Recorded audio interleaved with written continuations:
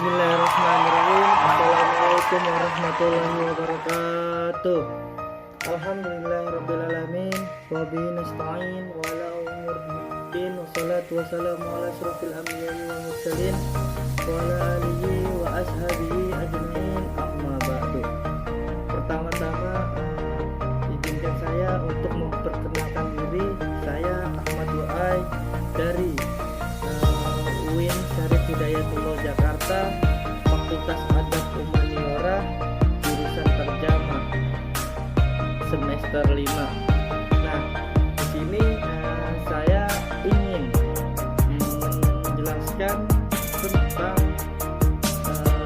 mata kuliah saya, yaitu morfologi Arab yang dibimbing oleh Pak Zamzam Nurhuda SSMA dan Shum. Nah, di sini saya akan menjelaskan mata kuliah saya dulu yang tentang morfologi Arab. Nah, morfologi yang merupakan cabang ilmu linguistik Arab yang membahas mengenai tata bentuk kata dan proses pembentukannya dalam bahasa Arab. Ilmu ini lebih dikenal dengan ilmu al-sarf yang merupakan satuan gramatikal yang membahas mengenai masalah struktur intern kata. Dalam morfologi bahasa Arab terdapat pembahasan yang mengenai morfem atau al-morf, akar yaitu asal, dan pola, wazan, kelas kata, nomina, isim, verba, fiil, dan bentuk kata. Dalam proses pembentukan kata ini ada 3 komponen yang sangat erat berkaitannya, yaitu yang pertama leksen, yaitu input, yang kedua morfem, dan yang ketiga kata atau output. Dengan kata lain, proses pembentukan kata itu bisa terjadi pula proses pembentukan morfem atau satuan terkecil kata. Salah satu kajian dalam morfologi ialah yang mengenai nomina atau isim dalam bahasa Arab. Nomina ialah kata yang mengacu pada kata benda atau kejadian. Nomina memiliki banyak pembagian, seperti nomina yang berdasarkan komponen akhir, nomina yang berdasarkan kejelasan maksudnya, terus nomina yang berdasarkan jenis dan jumlahnya, nomina yang berdasarkan susunan dan bentuknya dalam bahasa Arab. Dalam hal ini akan membahas mengenai nomina yang berdasarkan komponen akhir dan kejelasan maksudnya dalam memahami dengan baik isi atau makna sebuah kalimat dalam bahasa Arab. Maka perlu untuk mengetahui pembagian nomina berdasarkan komponen akhirnya yang dan kejelasannya nih. Terus yang akan saya saya bawakan yaitu tentang tema nomina berdasarkan komponen akhir dan kejelasan maksudnya dalam bahasa Arab. Nah, lanjut. Terus rumusan masalahnya. Rumusan masalah yaitu saya ambil 2. Yang pertama, apa saja pembagian nomina berdasarkan komponen akhir. Terus yang kedua, apa saja pembagian nomina yang berdasarkan kejelasan maksudnya. Nah, itu rumusan masalahnya ada 2 yang saya ambil. Masuk pembahasan. Apa itu nomina? Nomina yang berdasarkan komponen akhir. Dalam bahasa Arab, kalimat ini menjadi 3, yaitu isim disebut nomina.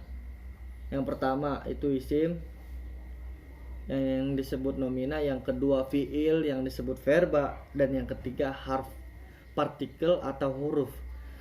Pada pembahasan ini akan membahas mengenai nomina yang dapat didefinisikan sebagai kata yang mengacu kepada benda atau kejadian. Nomina dapat membentuk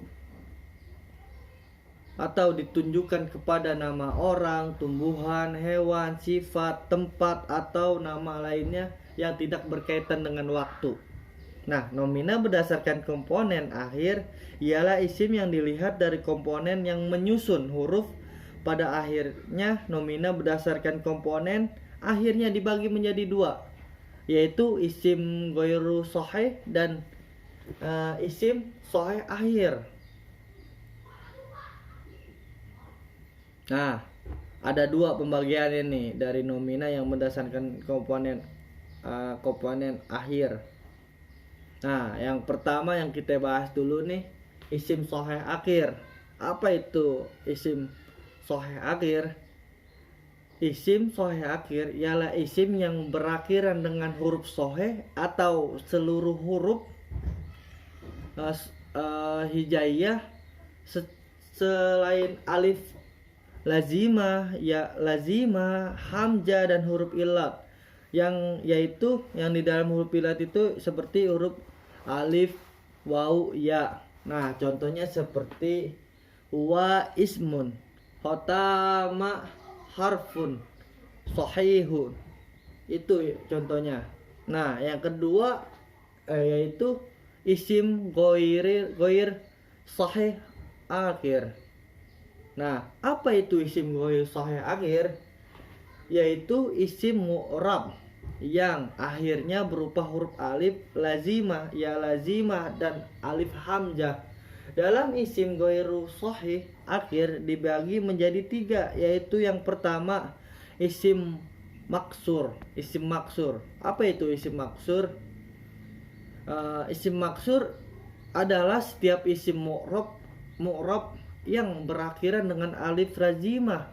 Alif lazimah yang berupa huruf akhir yang bisa menempel pada akhir suku kata yang ditulis yang biasa disebut dengan alif bengkok atau alif laiyah, ataupun yang berupa alif maksurah.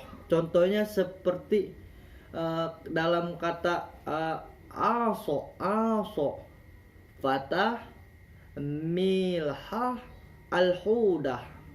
Nah, pada akhir isim maksur terdapat juga tiga i'rab. Yang pertama yaitu i'rabnya ketika rafa ia dengan dhammah muqaddarah. Dan yang kedua i'rabnya ketika nasab ia dengan fathal muqaddarah. Dan yang ketiga i'rab ketika jar ia dengan kasroh muqaddarah. Nah, ketentuan isim maksur. Ketentuan isim maksur itu ada yang pertama itu pengganti waw dan ya, seperti contohnya asowa. Jadi yang pertama al-aso, yang di belakangnya ada alif terus diganti dengan huruf waw. Itu penggantinya waw dan ya.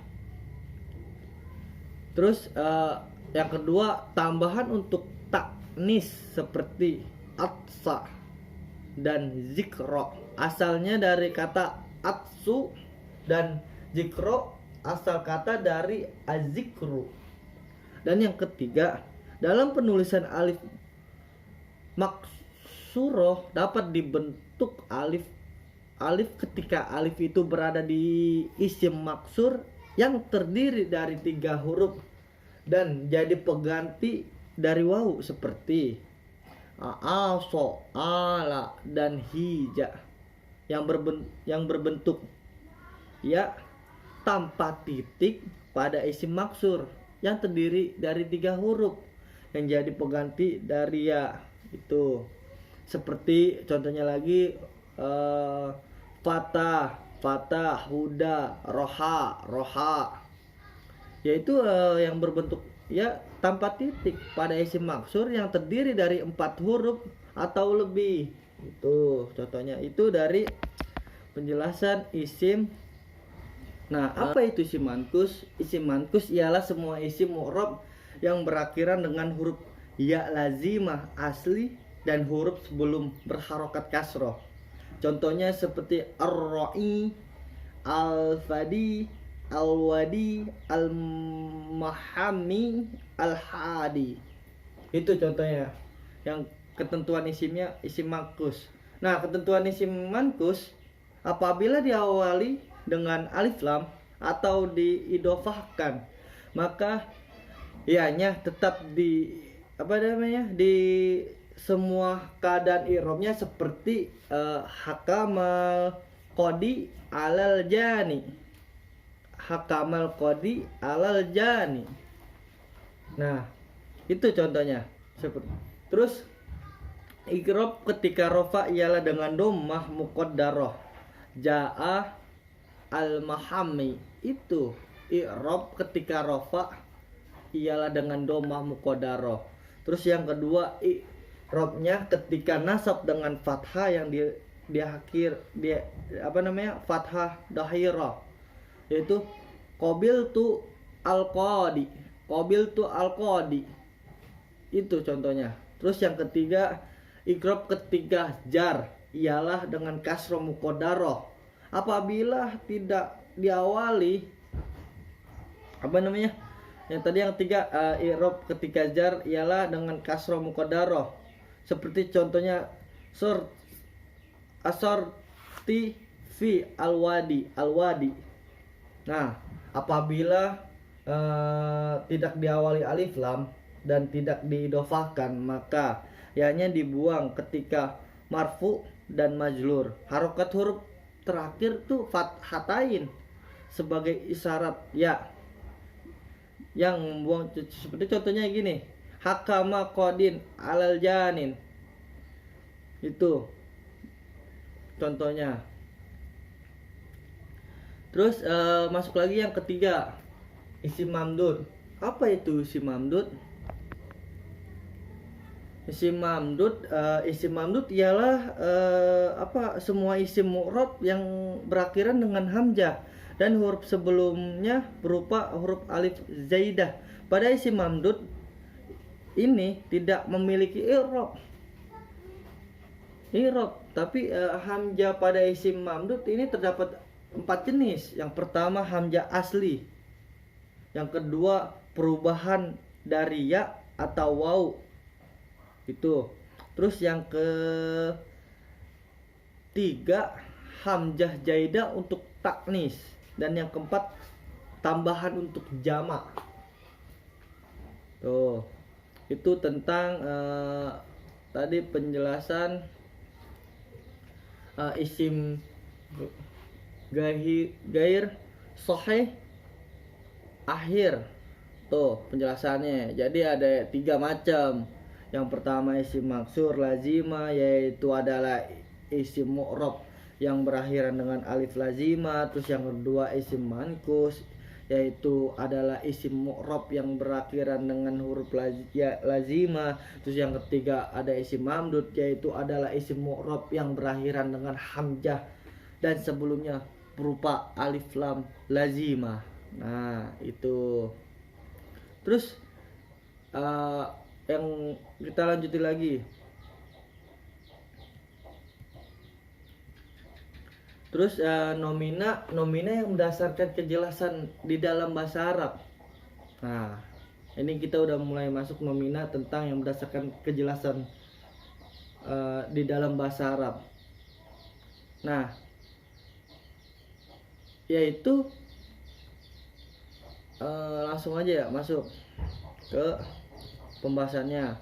Nomina yang berdasarkan kejelasan dalam bahasa Arab yang kita ketahui itu yang seperti ilmu nahwu, sorob, itu yang inti penting dalam ilmu bahasa Arab atau disebut juga ilmu alatnya. Nah, yang pertama ini adalah isim nakiroh. Isim nakiroh yaitu nomina yang takrib atau nomina indefinitif. Ialah isim yang menunjukkan pada suatu makna yang tidak ditentukan atau umum, biasanya ditandai dengan adanya tanwin dan tanpa adanya alif lam. Nah, terus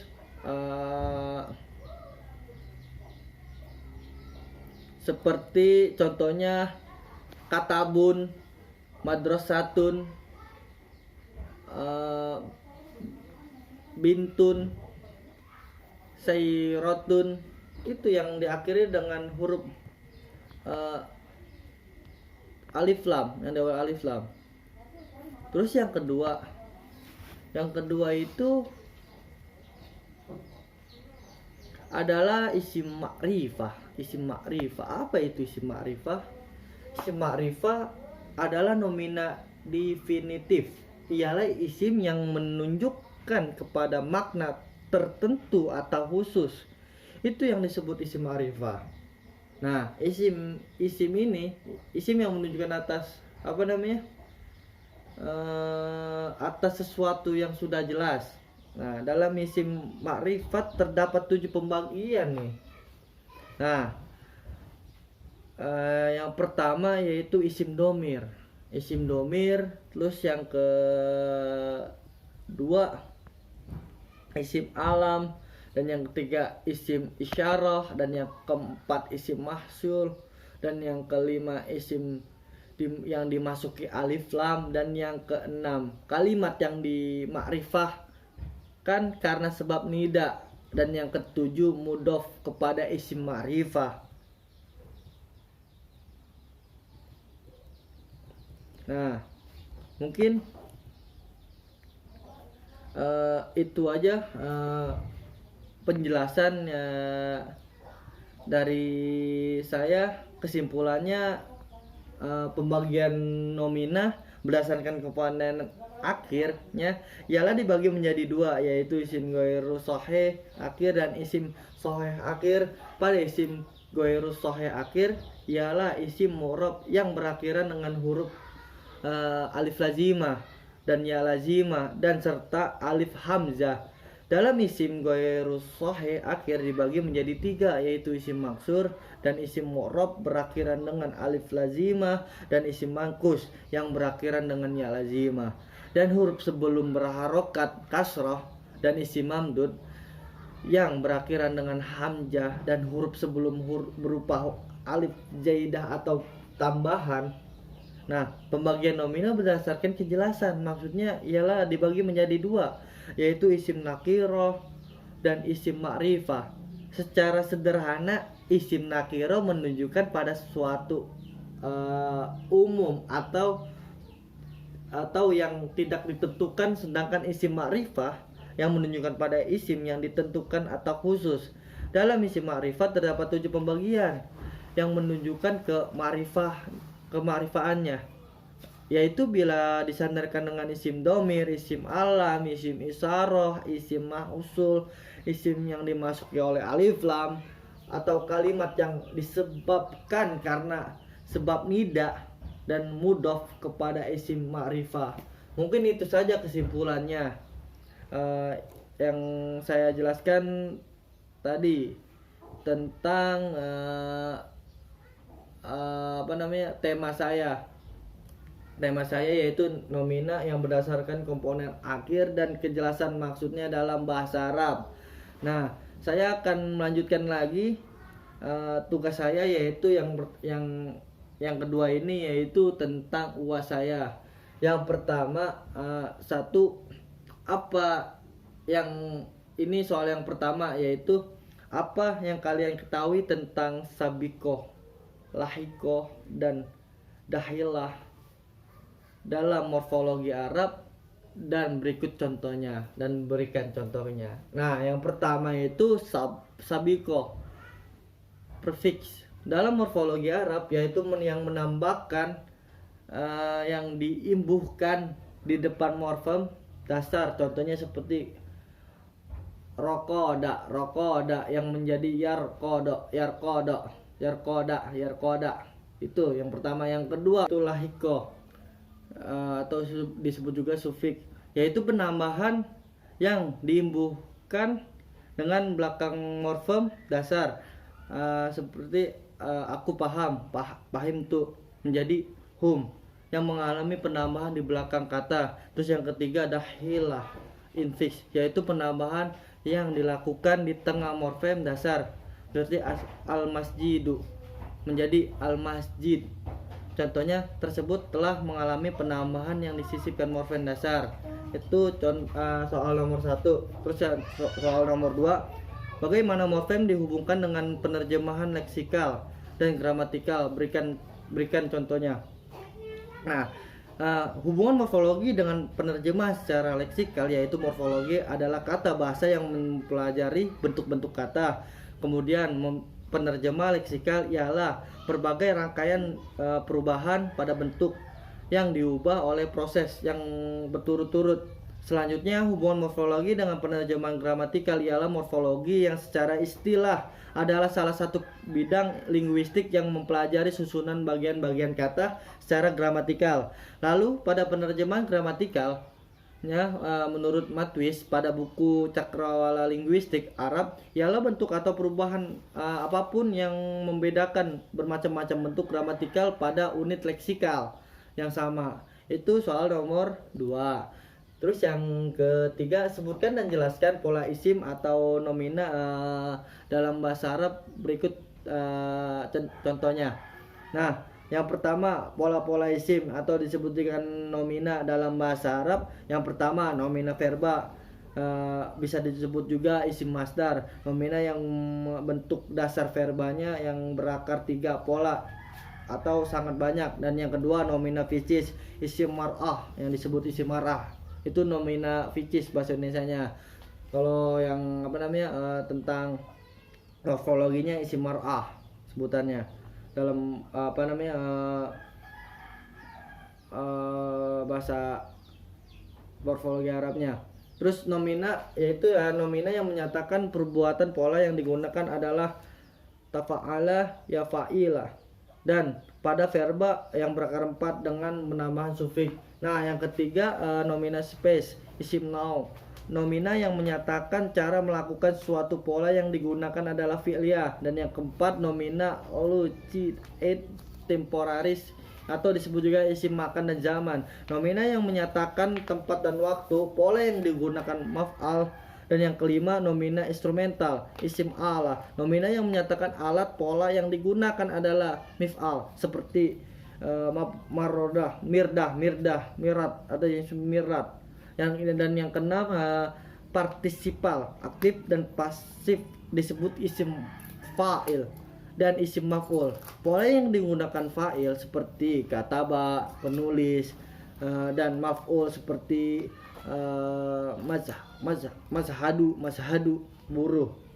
Nah, dan yang ketujuh, nomina unitatis atau disebut juga isim wadah. Nomina yang menandakan satu buah dari sebuah jenis benda serupa dengan nomina ficis dengan penambahan sufiks ta pada nomina seperti bakoroh. Dan yang ke-8, nomina abu dan ti, fil, muti, tudinis, isim atau yang disebut dengan isim kasroh. Penambahan tepat objek yang ditandai dengan nomina yang membentuknya dalam jumlah besar. Pola yang dipakai adalah maf'alah. Dan yang ke-9, nomina fasis, isim fia, nomina yang menyatakan wadah bersih, suatu yang memiliki pola yang sama seperti nomina instrumental. Terus yang ke-10, nomina atau adjektiva relatif isim mansub yang dibentukkan dengan menambahkan sufiks ya. Dan yang ke-11, nomina abstrak sifat isim kafiyah, bentuk feminim adjektiva relatif dalam bahasa Arab atau nomina yang menggambarkan ide abstrak. Dan yang ke-12 yaitu nomina dimututif, isim taksyir, nomina yang berakar 3, pola yang digunakan adalah fa'il. Itu soal dan jawaban nomor 3. Terus yang nomor 4, apa yang Anda ketahui dengan infleksi dan derivasi dalam bahasa Arab dan berikan contohnya. Nah, yang pertama itu infleksi. Dari yang saya pahami yaitu kata-kata dalam bahasa berefleksi seperti bahasa Arab. Menurut Hollis dalam bukunya Cakrawala Linguistik Arab, infleksi adalah proses memasuknya fonema ke dalam penambahan morfosintaksis, yaitu proses pembentukan kata karena unsur gramatikalnya. Terus yang kedua kemudian derivasi, yaitu proses yang pembentukan kata yang baru atau dapat diartikan berupa morfemis yang menghasilkan kata dengan identitas morfemis yang lain. Terus yang kelima, terakhir, apa yang Anda ketahui dengan istilah morfonemik dan morfosintaksis? Nah, istilah morfonemik adalah cabang linguistik yang mempelajari perubahan bunyi yang diakibatkan oleh adanya pengelompokan morfem. Kemudian morfosintaksis merupakan yang perubahan bentuk yang disebabkan turunan sintaksis. Nah, lebih jelasnya morfonemik ialah perubahan morfem yang terjadi akibat bertemunya morfem yang satu dengan morfem yang lainnya. Terdapat tersebut juga dikemukakan oleh Zainal Arifin dan Junaiyah pada tahun 2009. Morfonemik ialah proses perubahan suatu fonem menjadi fonem lain sesuai dengan fonem awal kata yang bersangkutan. Dan morfonemik bisa juga disebut morfologi atau morfofonologi. Adalah kajian yang mengenai kejadian perubahan bunyi atau perubahan fonem sebagai akibat dari adanya proses morfologi, baik proses afikasi, proses reduplikasi, terus maupun proses komposisi. Dan yang kedua, morfosintaksis adalah gabungan dari morfologi dan sintaksis. Adapun morfologi adalah cabang tata bahasa yang menelaah struktur dan bentuk kata yang utamanya melalui penggunaan morfem. Adapun sintaksis adalah cabang tata bahasa yang menelaah kaidah-kaidah yang mengatur cara kata-kata dikombinasikan untuk membentuk kalimat dalam satu bahasa. Mungkin itu saja dari saya yang saya jelaskan tentang tadi yang pertama, yaitu tentang tema nomina yang berdasarkan komponen akhir dan kejelasan maksudnya dalam bahasa Arab. Terus yang kedua, kita menggambarkan